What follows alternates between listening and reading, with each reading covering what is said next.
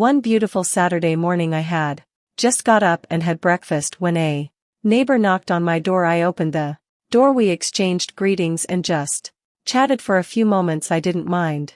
I knew that Sylvia would get to the reason for her visit sooner or later. She always needed time to get to the point. Sylvia and Martin, her husband, were new to the area. They were friendly enough, and Sylvia turned out to be a little flirtatious but always quite polite in her flirting, never going too far and not embarrassing anyone. She was in her early 20s and quite attractive, fair skin complemented by very blonde hair and bright blue eyes. She was also, as I would say, generously gifted in the bust area without being overly gifted. We came to the moment when I was given to understand that Martin was not at home. He left yesterday for a conference he was supposed to attend and won't be back until Monday, so I was wondering if you could help me. Sylvia finished. Maybe, I admitted, but I can give you a better idea of it if you tell me what this little job was. Didn't I tell you? She asked with a laugh. It's because of that stupid faucet in the kitchen. It keeps dripping and it's driving me crazy. I know you repair everything yourself, so I thought maybe you could replace the faucet for me. Not the hardest thing in the world. I would only need to unscrew faucet, replace the gasket and screw the faucet back on. Easy as pie, no problem, I assured her. I'll come right now and do everything. Why don't you go and turn off the water again while I get my tools? Do you have a new faucet? If not, I have some spare parts. Oh, yes, I have spare parts, she said. Martin bought some. He just didn't have the opportunity to replace it. If he had been at home, he would have done it last night just to get some sleep. She ran to turn off the water and soon I followed her with my portable toolbox. The first thing I did when I got there was turn on the faucet to make sure she turned off the water correctly.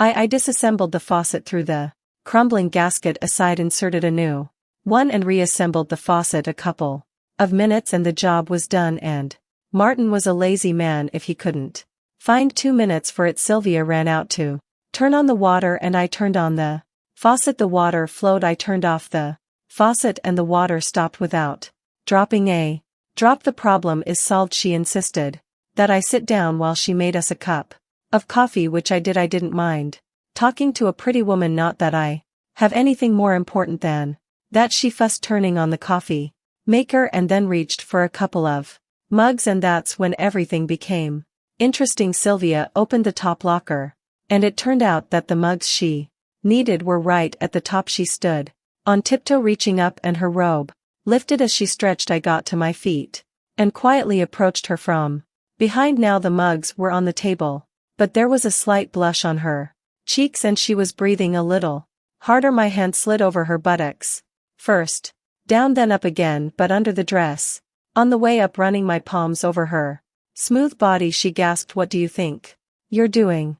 she demanded, trying to sound shocked but succeeded only in making her voice sound a little breathless and agitated. It occurred to me that there was another little routine work that Martin hadn't finished, so I thought that since I was here I could do that too. But you can't do that, she gasped. I didn't say you could do it. I ignored her comment. She didn't say I shouldn't do it, and her resistance was purely verbal. Her body pressed against my arms just as my hands pressed against her body. Oh my God, you're really going to do this? It's so embarrassing. I never thought you'd do something like that. Awkward, I asked myself a strangely chosen word. However, I wasn't worried about it. By touching her while she was dressed, she could claim that she couldn't stop me, and it wasn't her fault. We really shouldn't what? I asked. She screamed something that sounded like wow, stretching out the word as she pressed her back firmly against me. Let me tell you that she felt wonderful, and we had a great time. At least I know I enjoyed it. It was great. I gave her everything I had, as if I had any choice in this matter. I relaxed while she just leaned against the counter for a couple of moments.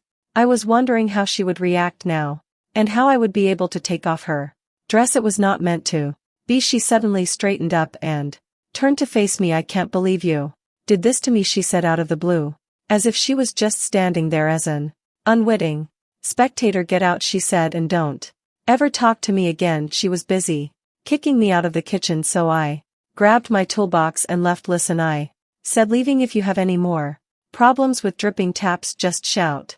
To me you know where I am, she nodded and closed the door firmly behind me. I went home. The rest of the day passed without incident, but in the evening I thought I went over and knocked on Sylvia's door. I think she must have gone to bed early because she was wearing a frilly robe. She seemed to step back a little when she saw me. What do you want? What is it?